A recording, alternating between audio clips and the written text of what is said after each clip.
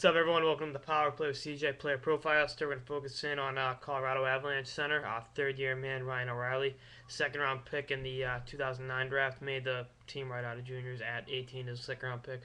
Which last player that happened to was Patrice Bergeron, who he very similar to. They wear number 37, both of them, and they both play a sound two-way game.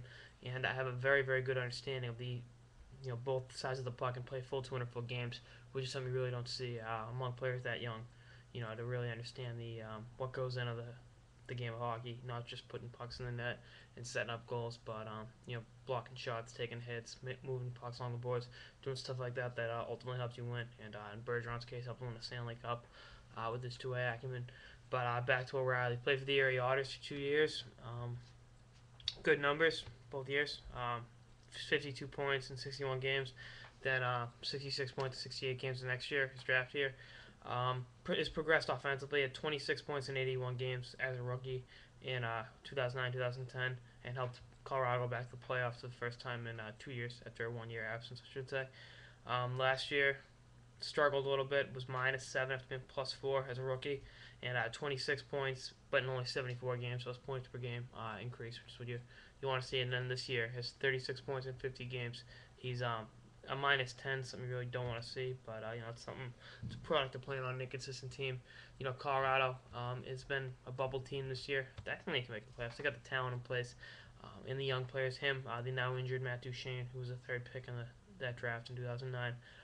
The rookie Gabriel Landeskog was playing very, very well, and is I think third or fourth on that team in scoring, which is something you want to see out of a 18, 19-year-old kid really stepping up and producing offensively.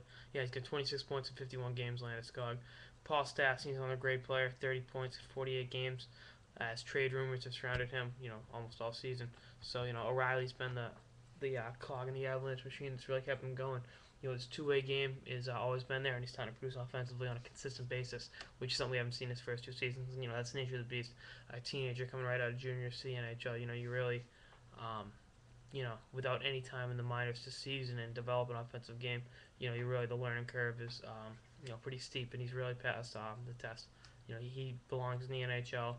He's up for a new contract at the end of the year. I think Colorado will lock up him and Duchene, and continue moving forward. And ultimately, I don't think they'll ever be Sakic and Forsberg, so to speak, but they'll definitely be a great two-way combo. Because Duchene plays a great defensive game himself.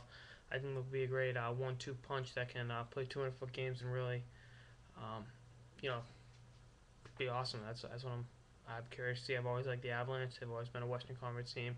Being from Boston, seeing that team Ray Bourque won the Stanley Cup with finally, I've always had a soft spot for them. And like I said, it may not be Forsberg and Sakic, but they've got some talent, those two, and there'll be a force to be reckoned with for years to come. That's it for the Power Play of CJ Player Profile and Ryan O'Reilly. Stay tuned for more episodes throughout the season. Later, guys.